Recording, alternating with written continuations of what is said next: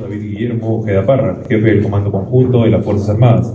Los señores oficiales generales y almirantes representantes de los señores comandantes generales de las instituciones armadas, el señor general de brigada Juan Urbano Revilla, presidente del Centro de Estudios Históricos Militares del Perú.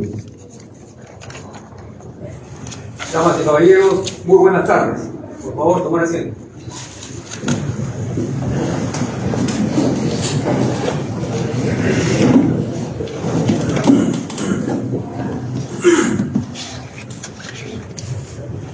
El día de hoy nos encontramos reunidos para ser partícipes de la sesión solemne por la conmemoración del bicentenario de la Batalla de Junín. El Centro de Estudios Histórico-Militares del Perú es una institución nacional reconocida mediante Decreto Ley número 11-216 del 2 de diciembre de 1949, encargada de investigar, estudiar y difundir los acontecimientos de carácter histórico, militar y nacional, que cuenta con los auspicios del Ministerio de Defensa e Interior, y le dan la más cordial bienvenida. Se da inicio a este significativo homenaje entonando con fervor patriótico las sagradas notas del Himno Nacional del Perú.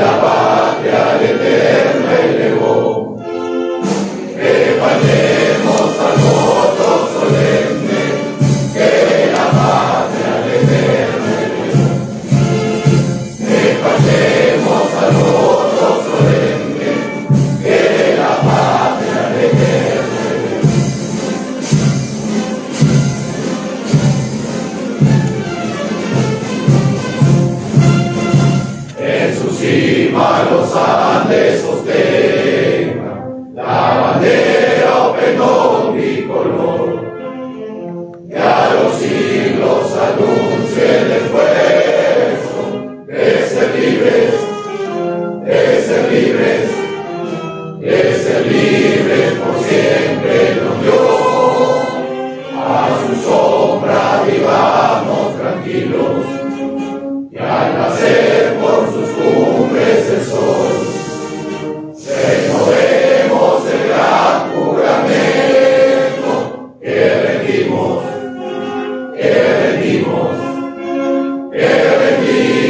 al Dios de Jacob, que rendimos al Dios de Jacob, al Dios de Jacob. Somos libres,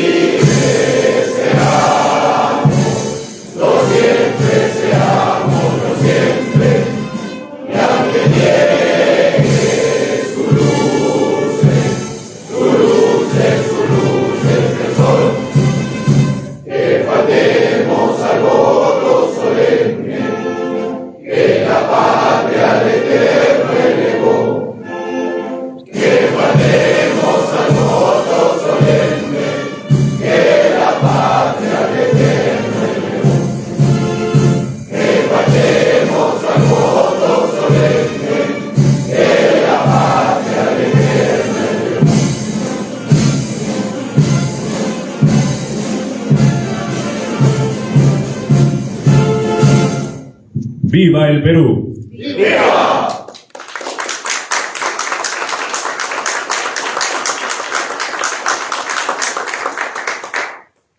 Podemos tomar asiento.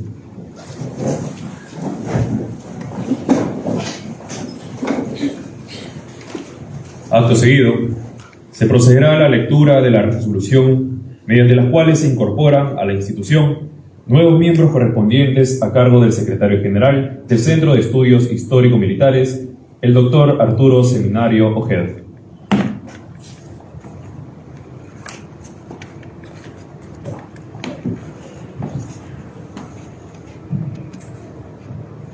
Buenas noches.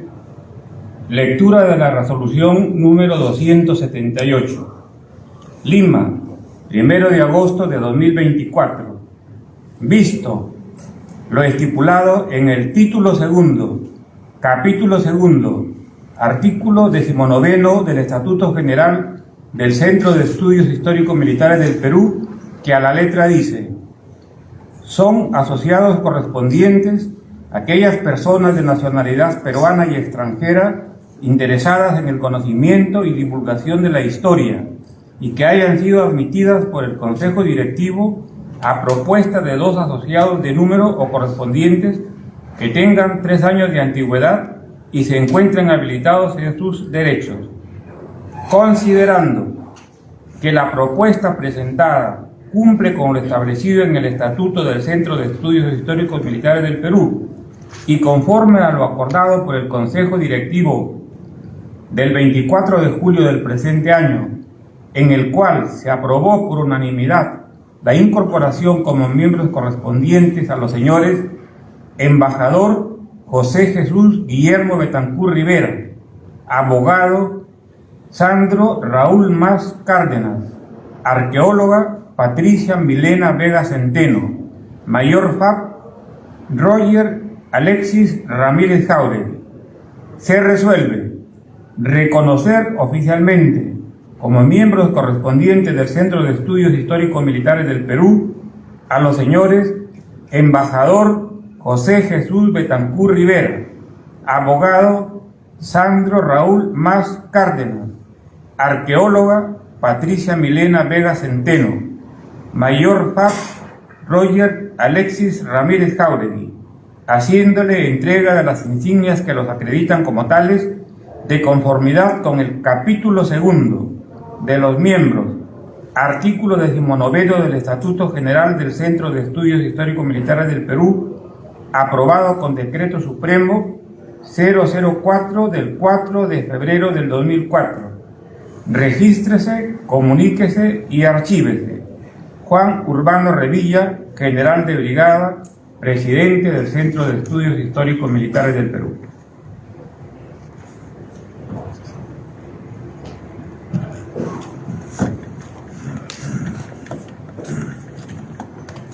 Por favor, nos ponemos de pie para la entrega de resolución y distinciones. A continuación, será entrega de la resolución y distinciones que acreditan como nuevos miembros correspondientes del Centro de Estudios Históricos Militares del Perú a las siguientes personas: al señor embajador del Perú en la República Árabe de Egipto, José Jesús Guillermo Betancur Rivera. Distinguida concurrencia, nos encontramos reunidos el día de hoy para dar homenaje a la gloriosa Batalla de Junín, cuyo bicentenario se conmemora el 6 de agosto del año 2024. Hace 200 años, esta épica jornada marcó los designios finales para la libertad del Perú y de América. Es en esa conjunción de voluntades patrióticas que el Centro de Estudios Históricos Militares del Perú ofrece la presente sesión solemne en homenaje a los vencedores de Junín, y mediante la presente doy por inaugurada esta sesión solemne.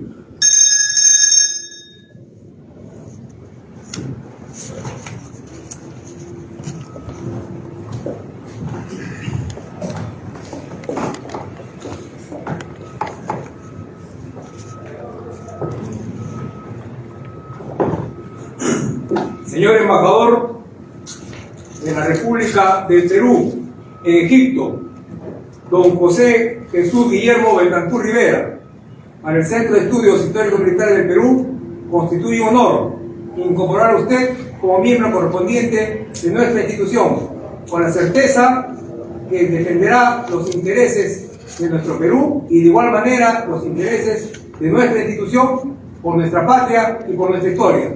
Bienvenido al Centro de Estudios Históricos Militares del Perú. Muchas gracias.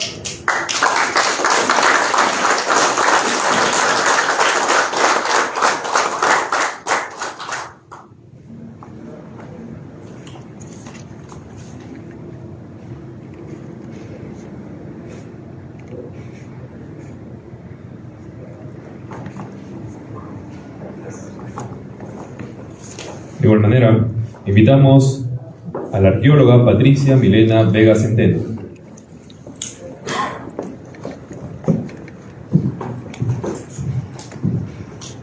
Distinguida arqueóloga Patricia Milena Vega Centeno, estudiosa e investigadora de los campos de batalla de la historia militar, para el Centro de Estudios Históricos Militares del Perú, constituye un privilegio incorporar a usted dentro de nuestra membresía. Estamos seguros que contribuirá a la investigación histórica por nuestro Perú y por la historia. Bienvenida.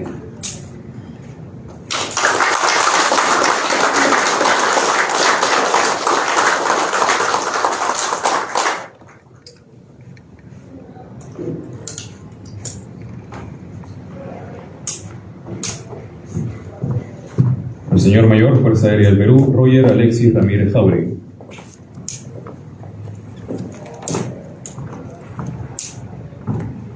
Señor Mayor de la Fuerza Aérea del Perú, Roger Alexis Ramírez Jauregui, constituye un privilegio para el Centro de Estudios Históricos Militares del Perú incorporar a usted como miembro correspondiente de nuestra institución, con la certeza que contribuirá a la consecución de nuestros objetivos.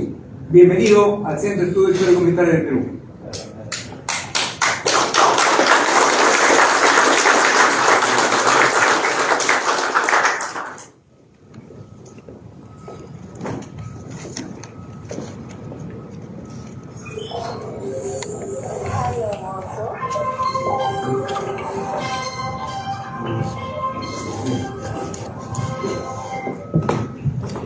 Y el señor Notario Público, Sandro Mas Cárdenas.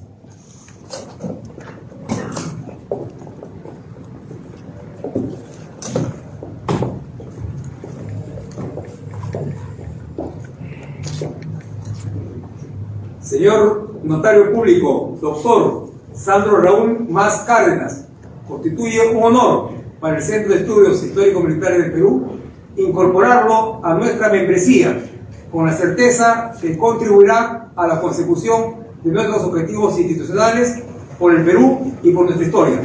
Bienvenido, señor doctor.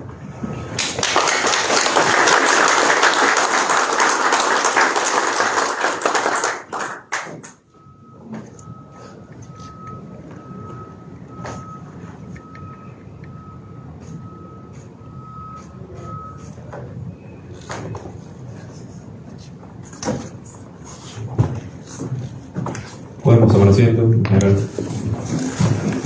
A continuación, se procederá con el discurso de orden a cargo del señor general de brigada, Juan Urbano Revilla, presidente del Centro de Estudios Históricos Militares del Perú. Señor General de Ejército, don David Guillermo Ojeda Parra, jefe del Comando Conjunto de las Fuerzas Armadas del Perú. Señor General de Brigada, Walter Ocampo Marquina, representante del Comandante General del Ejército del Perú. Señor Vicealmirante Óscar Alejandro Torrico Infantas, representante del Comandante General de la Marina de Guerra del Perú. Señor Teniente General, Fuerza Aérea del Perú, don Mario Muñiz Ortega, primer vicepresidente del Centro de Estudios Históricos Militares del Perú y representante de la Benemérita Sociedad Fundadores de la Independencia, vencedores el 2 de mayo de 1866 y defensores calificados de la patria. Señores oficiales, generales y almirantes, distinguido señor embajador de la República del Perú en Egipto, distinguidos miembros del Consejo Directivo del Centro de Estudios Históricos Militares del Perú, señor coronel representante del Comandante General de la Policía Nacional del Perú, señores oficiales superiores, oficiales subalternos, señores técnicos y suboficiales del Ejército del Perú, Marina de Guerra del Perú, Fuerza Aérea del Perú y Policía Nacional del Perú, señores representantes del Cuerpo General de Bomberos Voluntarios del Perú y de las instituciones cívico-patrióticas que nos acompañan, miembros recientemente incorporados y sus familiares, distinguidos invitados, damas y caballeros. Mientras mayores sean los conocimientos de la historia militar, más y más serán los recelos que atormenten a los guerreros y políticos. Manifiesto de los ejércitos del jefe del Ejército del Centro el 26 de febrero de 1823, luego de la primera campaña a puertos intermedios. El Centro de Estudios Histórico-Militares del Perú se ve enaltecido por la presencia de tan distinguida concurrencia en ocasión de la conmemoración del bicentenario de la gloriosa Batalla de Junín, lo que nos honra de sobremanera. En tal sentido, expreso el atento saludo y cordial bienvenida a esta institución nacional que desde 1944 se constituye para dar relieve a los sucesos históricos militares de la patria y a los hechos trascendentales de comunidades, hombres y mujeres que desde el rechazo a la conquista forjaron la independencia, más aún de aquellos que en el devenir de la República son muestra fehaciente de su inmolación por la defensa y soberanía nacional.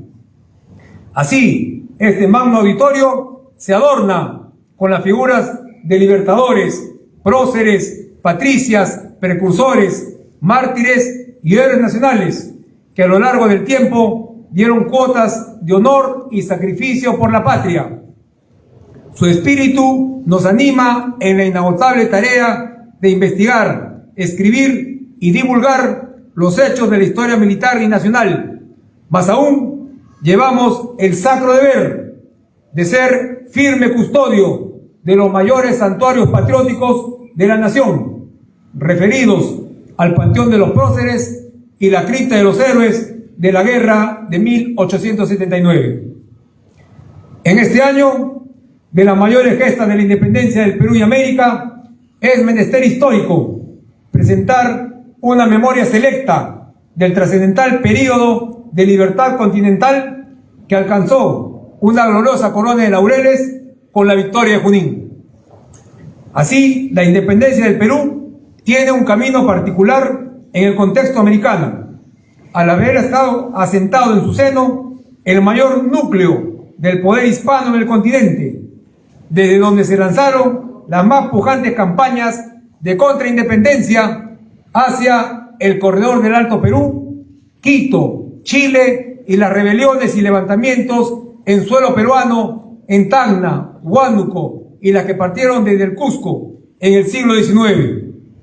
Todos los esfuerzos revolucionarios quedaban aplacados por las manos recias de los virreyes Abascal, Pezuela y La Serna. En el tiempo de San Martín, los realistas habían abandonado Lima para internarse en la Sierra Central y Sur del país, ocupando vastos territorios, con lo cual cambiaron el centro de gravedad de la guerra, y al retirarse el libertador rioplatense, son los gobiernos peruanos de la Junta Gubernativa y el presidente Rivagüero quienes emprenden dos campañas militares a puertos intermedios del sur para quebrar a los realistas entre el núcleo de Cusco Puno y el Alto Perú. Sin embargo, llegó la adversidad de las esforzadas batallas de Torata y Moquegua, y a pesar del fulgor de Cepita en 1823, quedaron diezmadas las fuerzas rioplatenses y chilenas, así como el naciente ejército peruano republicano, que se batió frente a un ejército realista, experimentado y estructurado para la guerra, muchos de cuyos jefes venían de las guerras peninsulares contra Napoleón. Sus nombres ya eran sinónimo de fiereza en estas campañas: La Serna, Canterac, Carratalá, Valdés, Ricafort, Monet, Maroto, Rodil y otros más. En el segundo semestre de 1823, la situación en el Perú era muy crítica, en muestra que guerra y política son las dos caras de la misma moneda. Los reveses militares catapultaron las desavenencias entre los poderes legislativo y ejecutivo. Entre ambos llegarían a fraccionarse y cesarse. Entonces, las divergencias entre Torretagle en la capital y Rivagüero en Trujillo vislumbraban serias consecuencias en contra del impulso de la guerra y la unidad necesaria para la independencia. Ante ello, el Congreso hace efectiva la venida del general Simón Bolívar, quien arriba al Perú el 1 de septiembre de 1823. Con Bolívar en el Perú se inicia la etapa bolivariana de la independencia, decisiva en la gesta libertaria, con la participación de los ejércitos auxiliares en las condiciones más adversas, debido a la participación de la división peruana en los triunfos de Riobamba y Pichincha en 1822, Bolívar se comprometió a brindar los mismos o mayores auxilios de las fuerzas hacia el Perú. Bolívar era el guerrero y el político. Era también su propósito asegurar la libertad de Colombia. En ello, asegurar el control del Callao por su posición estratégica y militar en el continente. Ello le era fundamental. Bolívar recibió del Congreso facultades para detener la anarquía política y militar en el Perú, que llega a la distensión con el destierro del presidente Ribagüero. No obstante, el inicio del año 1824 vino con una gran incertidumbre en el ámbito militar. Aún no se consolidaba el ejército. En ese contexto, el 5 de febrero de 1824 se presentó un serio revés, cuando debido a una sublevación, los realistas retoman la fortaleza del Callao, situación que obligó a redefinir la estrategia de la guerra. Se perdió el control del mar en ese sector y se ratificó que la victoria sobre los realistas solo se definiría en la sierra, centro vital del país y que se mantenía bajo dominio virreinal. Ante ello, el 10 de febrero de 1824, el Congreso otorgó a Bolívar la suprema autoridad política y militar con el título de dictador. Y en marzo de 1824, Bolívar estableció su cuartel general en Trujillo, donde reorganizó los ministerios, fusionándolos en uno solo a cargo de un ministro peruano, José Faustino Sánchez Carrión, quien instituye un riguroso estado de guerra en todo el país. Sánchez Carrión recorrió Trujillo, Huamachuco, Caraz, Huaraz, Huánuco, Pasco, Huancayo, Jauja, Huamanga y Huancavelica para obtener los recursos necesarios para la guerra, llegando a sacar la plata de las iglesias, los fierros de las ventanas y hasta los clavos de los portones de las casas de Trujillo y la Sierra Norte. Todo destinado a los talleres para reparaciones de armamento y fabricación de los insumos de guerra. En el mes de mayo de 1824, el Ejército Unido Libertador aún se encontraba disperso, con un despliegue inicial establecido en dos agrupaciones, que se insertaron progresivamente en la Sierra Norte. La primera, integrada por las unidades peruanas, el batallón Legión Peruana y los batallones número 1, 2 y 3, más el regimiento de húsares del Perú, que se asentaron en diferentes lugares de la región Cajamarca, Huamachuco, al mando del general José de la Mar. La segunda agrupación estaba constituida por las unidades colombianas, compuesta por 7 batallones en 2 divisiones, más los regimientos de granaderos y húsares de Colombia, al mando de los generales José María Córdoba y Jacinto Lara, las que se emplazaron en diversos sectores en los alrededores del Callejón de Huaylas. También se contó con un escuadrón del regimiento Granadero de los Andes y efectivos del batallón número 2 de Chile, que se integraron con los restos de las tropas peruanas. Mientras, las partidas de guerrillas patriotas actuaban como fuerza de cobertura en dichas regiones y proporcionaban las informaciones sobre los movimientos realistas. Se impartió instrucción militar con severa disciplina, incluyendo la reorganización de las montoneras y sus mandos. Se completó el armamento, se obtuvieron recursos materiales hasta de las iglesias, se aplicaron cupos y requisas de ganados, se obtuvo vestimentas y víveres para las tropas. El rigor fue tan extremo que hasta se disponían fusilamientos en caso de desacatos y deserciones. Empero, también sobresalió una abundante contribución voluntaria de recursos pecuarios de patriotas solventes. Nada se dejó de hacer con el objeto de la maquinaria de guerra necesaria para las campañas finales de Junín y de Ayacucho. Bolívar quedó debidamente cerciorado que unos 4.000 hombres de los contingentes virreinales del centro, al mando del general Jerónimo Valdés, se trasladaban en dirección al Alto Perú para develar la desobediencia del general Pedro Antonio Olañeta y su ejército de unos 5.000 efectivos, lo que rompía el equilibrio del dispositivo realista. El 15 de junio, Bolívar escribió: «Estoy poseído por el demonio de la guerra y terminaré esta lucha de una manera u otra». Entonces, al desdoblarse las fuerzas realistas que ocupaban la Sierra Central, se presentó un momento oportuno para la guerra. Ante ello, iniciando julio, Bolívar decide emprender el desplazamiento patriota para la concentración de las fuerzas en la región Cerro de Pasco, a fin de acercarse a Jauja, lugar de ocupación del ejército realista del norte, al mando de Canterac, donde permanecían unos 8.000 hombres. Los demás contingentes realistas se encontraban en la zona Cusco-Puno, al mando del virrey José de la Serna, y en la guarnición del Callao. En suma, existían unos 18.000 efectivos realistas escalonados en toda la sierra del país. El general Guillermo Miller es nombrado comandante general de la caballería del Perú y designado al mando de 1.500 guerrilleros que se reunieron en Reyes, donde llegó Miller encontrándolos formados en batalla. En sus memorias, Miller hace una precisa descripción de estos combatientes. Unos estaban montados en mulas, otros en caballos, algunos llevaban gorra de piel de oso y otros cascos, otros morriones y muchos tenían sombreros de lana de vicuña. Sus trajes no eran menos variados: chaquetas de húsar, casacas de infantería y pellizas encarnadas, quitadas a los realistas muertos, estaban entremezcladas con los uniformes patriotas. Sus armas tenían la misma diversidad.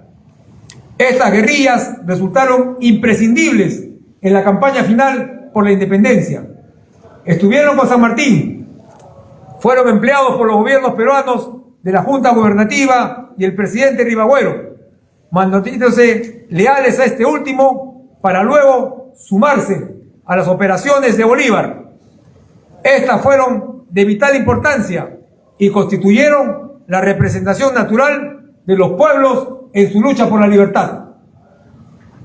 Las marchas para la concentración del Ejército Unido Libertador en Cerro de Pasco constituyeron una hazaña militar digna de los grandes ejércitos del orbe.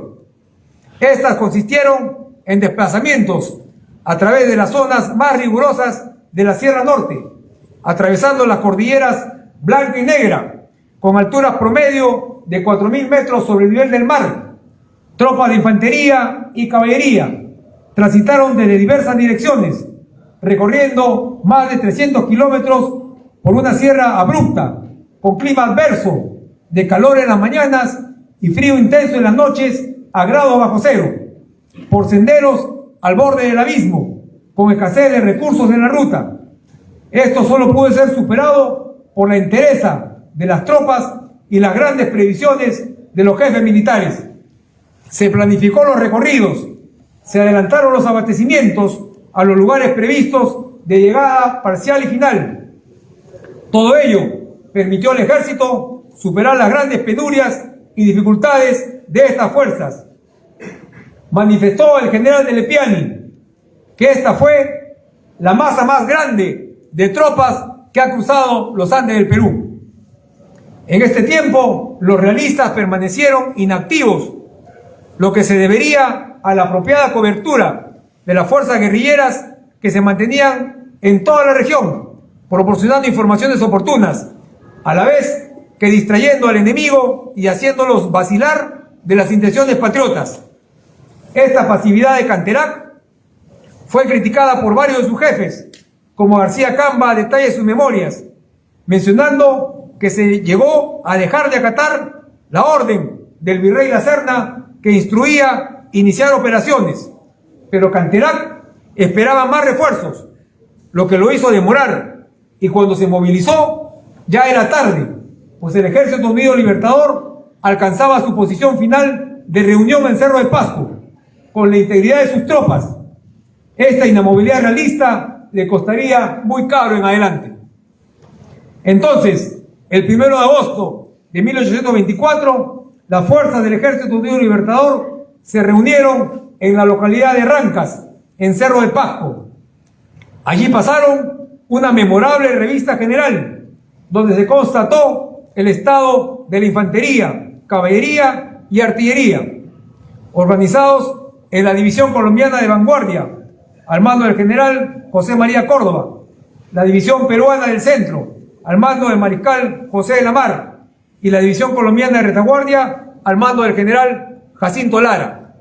La caballería patriota, bajo el comando del general Mariano Necochea, se distribuyó entre las mencionadas divisiones. Así, la caballería peruana quedó a órdenes del general Miller, contando con los escuadrones Húsares del Perú y Granadero de los Andes. La caballería colombiana quedó al frente del coronel Lucas Carvajal, contando con los granaderos y Húsares de Colombia. Finalmente, unos 1.200 guerrilleros formaron parte de la división Retaguardia. La presentación de las tropas patriotas llegó a un modo extraordinario. Miller escribió una carta a un amigo inglés refiriendo: yo le aseguro que los libertadores, tanto la infantería como la caballería, pueden presentar una revista militar en el campo europeo de Saint James y llamar la atención. En suma, se llegó a unos 10.000 hombres aproximadamente, la mayor arma construida para la guerra de la independencia, el Ejército Unido Libertador, resultado de la acción militar del general Bolívar. Es recién a partir de esta concentración en Rancas, campo de Sacramento, que se alcanza la potencia del Ejército Unido Libertador. Se había logrado una proeza militar al superar la geografía, el clima y la vulnerabilidad de su dispersión previa, quedando en condiciones de iniciar operaciones de combate. Así, al conocerse los aprestos de la fuerza de Canterac en Huancayo, el 3 de agosto Bolívar dispone se levante el campo de Sacramento en Rancas y ordena iniciar operaciones ofensivas del Ejército Unido Libertador hacia el sur, con la finalidad de enfrentar a la fuerza de Canterac en sus posiciones de jauja. El ejército peruano, compuesto por la División de la Mar, pidió el puesto de vanguardia. No obstante, el Libertador le dio la posición central en la marcha entre las divisiones colombianas. En estas divisiones se integraban también la infantería, caballería, artillería e ingeniería. Para este movimiento, Bolívar tiene las opciones de tomar una de las márgenes, oriental u occidental, del lago Chinchaycocha o Junín, por la que se extienden los antiguos caminos incas.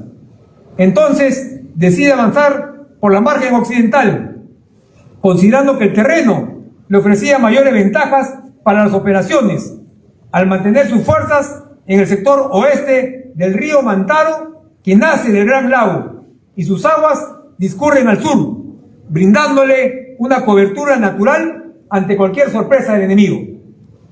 El día 5 alcanzan la posición de Conocancha, donde se reincorpora el general Miller al mando de la caballería peruana, más 700 guerrilleros, y por la información recibida de las partidas de guerrilla, se toma conocimiento que Canterac se desplaza en dirección norte.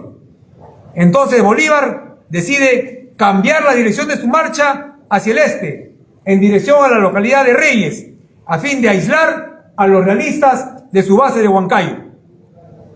En tanto, ante la inminencia de los movimientos de Bolívar y su ejército, Canterac había partido de Jauja el 31 de julio en dirección norte, con su ejército integrado por 2 divisiones de infantería y una de caballería, más su artillería, una fuerza de unos 8.000 hombres.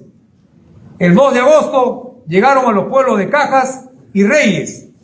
En esta posición, Canterac no efectúa un adecuado reconocimiento de las dos márgenes del lago Chinchaycocha, que le hubiera dado informaciones de los movimientos patriotas, y toma la margen oriental en dirección a Carguamayo, que alcanza el día 3, donde dispone que su infantería y artillería hicieran alto.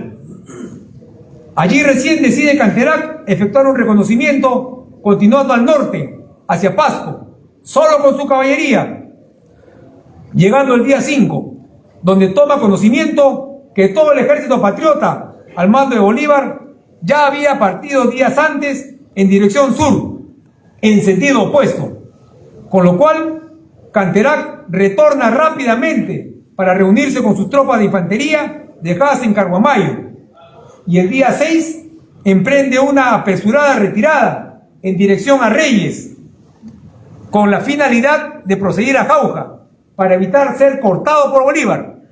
Aquel día, las dos fuerzas adversarias empezaron a converger hacia la región sur del lago Junín. A las 4 de la mañana del 6 de agosto había partido el ejército libertador de Conocancha, y a las 10 de la mañana cruzó el río Mantaro por el vado de Cárguaro con el agua hasta el pecho, continuando su progresión en dirección a Reyes. Así, a las 4 de la tarde del 6 de agosto, la vanguardia del Ejército Unido Libertador traspasa el Abra que conduce a Chacamarca sobre las pampas de Junín.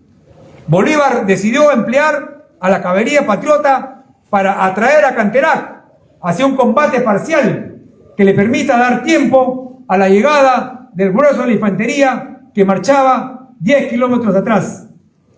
Entonces, envió al llano a la caballería compuesta por unos 900 hombres, descendiendo a un terreno franqueado por elevaciones en los sectores este y oeste.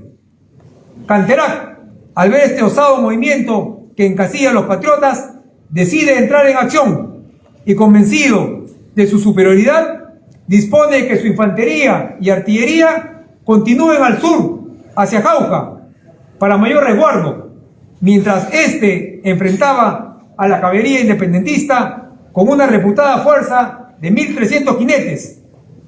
Los escuadrones patriotas aparecían en columna, limitados por las elevaciones de Chacamarca y la zona pantanosa del llano. En tanto, la caballería realista se despliega en línea para el combate, iniciando una impetuosa carga lanzada desde 2 kilómetros del este. A la sazón se produce el violento choque de ambas huestes de caballería. El teniente coronel Juan Basilio Cortejana, peruano de la Legión Peruana y partícipe de la campaña, siendo teniente, precisa los momentos de la refriega. Llegado así el momento preciso de una decisión de arma blanca, las dos líneas se encontraron horriblemente, porque siendo la carga realista extremadamente impetuosa, consiguió estar, a pesar de la severa bravura y resolución de los granaderos de los Andes, húsares del Perú y granaderos de Colombia, que la contrarrestaron, el ser arrollados desesperadamente, quedando el campo de entrambas partes sembrado de muertos y heridos, de caballos dispersos. Ya no veía más que la batalla perdida de su parte, refiriéndose al libertador Bolívar, y que la lucha tan solamente existía entre el segundo y tercer escuadrón del primer regimiento del Perú sobre el pantano. La contienda fue estrepitosa, a punta de sables y lanzas. El general Mariano Necochea cayó herido y prisionero, por lo cual la caballería patriota quedó al mando del general Miller. El momento era de lo más crítico para los patriotas, que empezaban a ser diezmados y perseguidos por la caballería realista. En tales circunstancias, el general Amar dispone que el ayudante mayor de los húsares del Perú, teniente José Andrés Rázuri, comunique las previsiones para el repliegue de la caballería que aún no había actuado. Luego Rázuri llega a la zona de acción y, en una exacta apreciación de un momento de vulnerabilidad expuesta en los extremos del enemigo, recomienda al teniente coronel Isidoro Suárez, jefe del primer escuadrón de húsares del Perú, que había quedado en espera, diciéndole: mi coronel, es el momento de atacar. Ante ello, Suárez decide emprender el ataque con el contingente de la caballería peruana, cargando resueltamente sobre el flanco y retaguardia de las tropas de Canterac que estrechaban a los independentistas. Esta oportuna cometida causó el desequilibrio y pavor en la caballería realista, que se vio abatida. Es más, se rehacen los granaderos de Colombia y de los Andes, así como los demás húsares patriotas, quienes toman nuevos bríos en la batalla y se vuelven aniquiladores del enemigo. Fue esta la instancia de Errázuriz, diestro soldado peruano, que en perfecta apreciación del momento crítico del combate, sugirió atacar en precisa ocasión, correcto proceder que no constituye desobediencia. El triunfo patriota se declaró al entrar la noche de aquel 6 de agosto. Fue una acción de poco menos de una hora, donde no hubo un solo disparo de arma de fuego.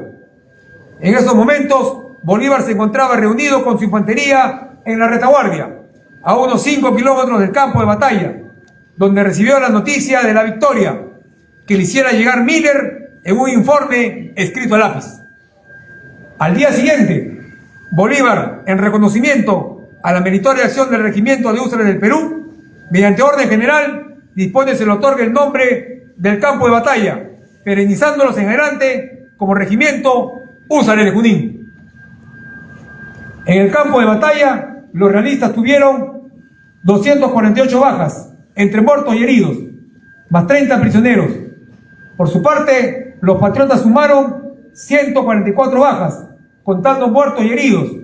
Entre los caídos, Miller destacó el valor del bizarro peruano sargento mayor Cipriano Lizárraga, su ayudante. También refiere al valiente teniente coronel Carlos Sobersby, nacido en Bremen, actual Alemania, veterano de las guerras europeas, quien luchó como jefe del segundo escuadrón de húsares del Perú. Herido primero, falleció al día siguiente, mereciendo un sentido epitafio del general Miller. En homenaje a este húsar, el Centro de Estudios Históricos Militares del Perú develará un busto y placa en Carhuamayo, el lugar de su muerte, inscribiendo el epitafio y dando cumplimiento a la disposición que hace 200 años diera el general Miller, que se escriba las líneas de honor a un jefe de húsar caído por la acción de armas de Junín. También estuvo y cayó el bravo peruano teniente Miguel Cortés del primer escuadrón, entre otras pérdidas lamentables.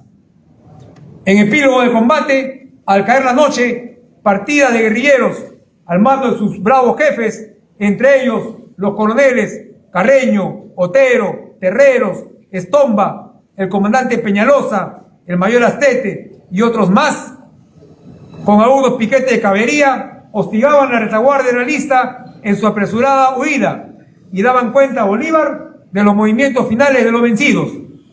Los realistas perdieron 400 caballos, abandonaron almacenes, armas, municiones y tuvieron ingentes cantidades de deserciones que disminuyeron su cantidad y calidad militar.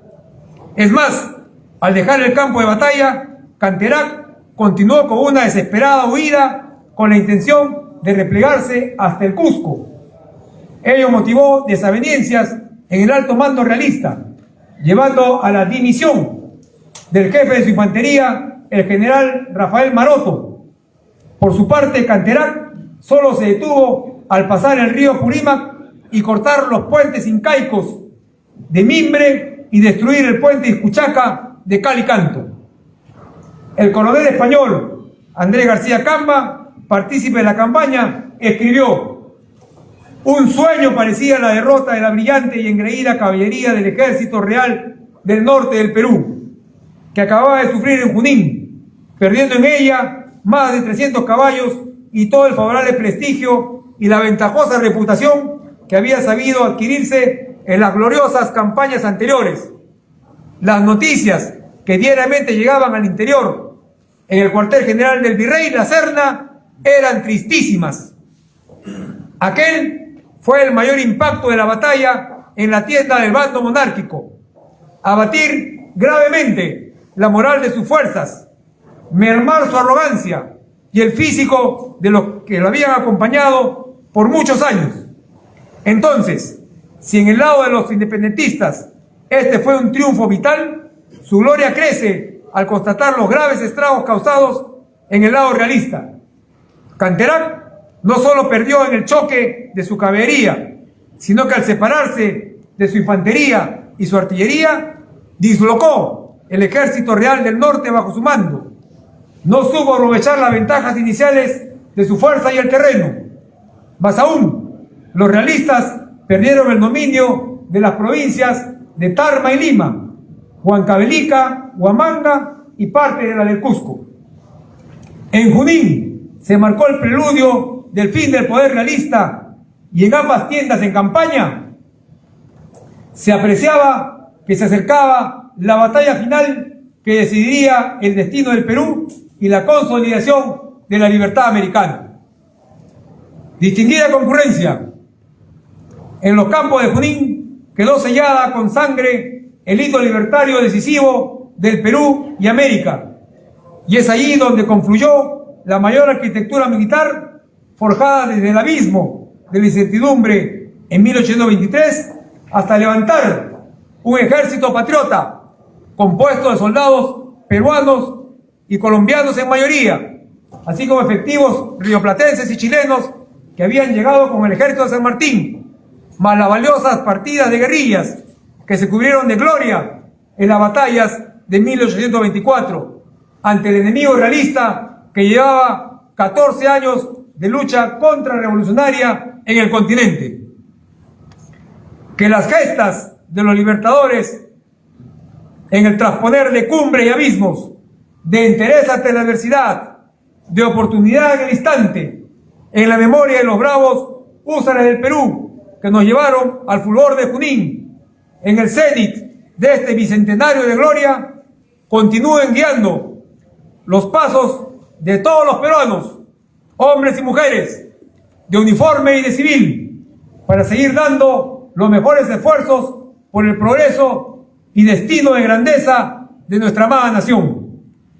Finalmente, reafirmo el alto honor y complacencia de llevar adelante este honroso encargo institucional, de rendir homenaje a los vencedores de Junín, y hacemos extensiva la invitación a todos quienes llevamos el Perú apretado en el alma a sumar esfuerzos en aquella inagotable tarea de realzar el fulgurante lustre de nuestra historia militar y nacional, alentándonos de la consigna de nuestro lema institucional: con la espada y con la pluma. ¡Viva los vencedores de Junín! ¡Viva! ¡Viva el Perú! ¡Viva! Muchas gracias.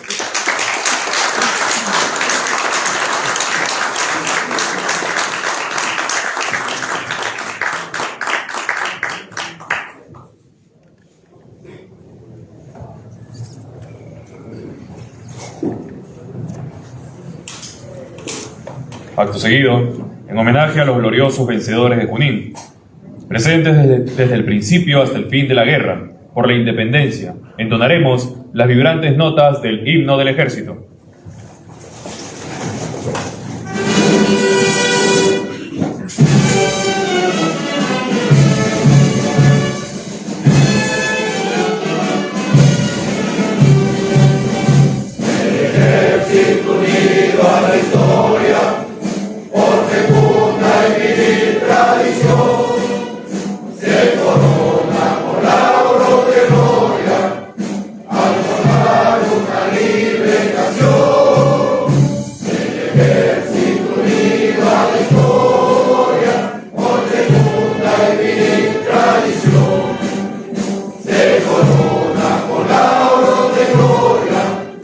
Al formar una libre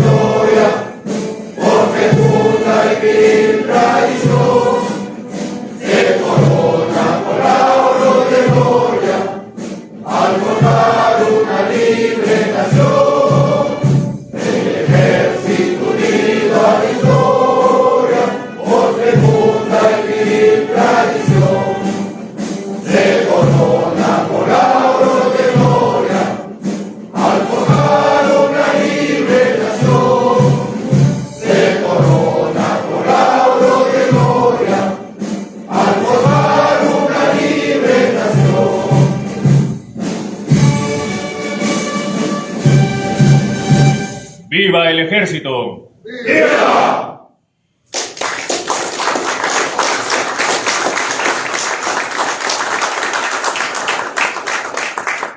Pueden tomar asiento.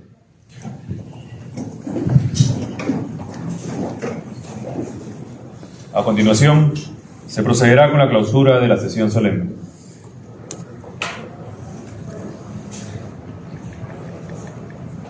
Y llega concurrencia. Señor General de Ejército, jefe de comando conjunto de las Fuerzas Armadas del Perú, solicito a usted nos haga el honor de declarar por clausurada la presente sesión solemne en homenaje al bicentenario de la gloriosa victoria en la batalla de Junín. Muchas gracias, general.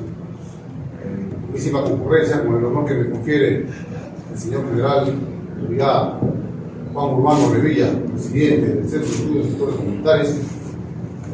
Permítame sumarme al homenaje que el día de hoy se hizo a aquellos hombres y mujeres que lucharon por nuestra independencia, en especial a los que en Junín se batieron no solamente frente al enemigo, sino también frente a la adversidad de las condiciones meteorológicas sin terreno. Luchar a más de 4.000 metros de altura y cruzar un río cuya temperatura seguramente está a menos de 5 grados centígrados, es realmente una hazaña titánica. Honor y gloria a los hombres que nos legaron esa victoria en Junín.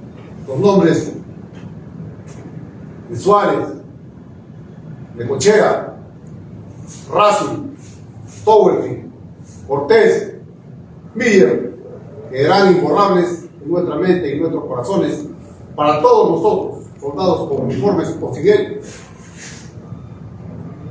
a fin de que podamos tenerlos a ellos como un acicate en nuestra vida diaria para sacar adelante a nuestra patria, para que se mantenga también libre y soberana como ellos la soñaron. De esta manera, declaro clausurada esta sesión solemne conmemorativa por el bicentenario de la gloriosa batalla y victoria de Junín.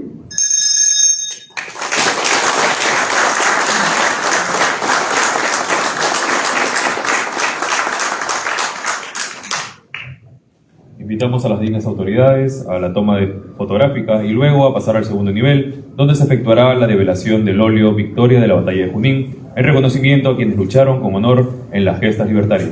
Muchas gracias.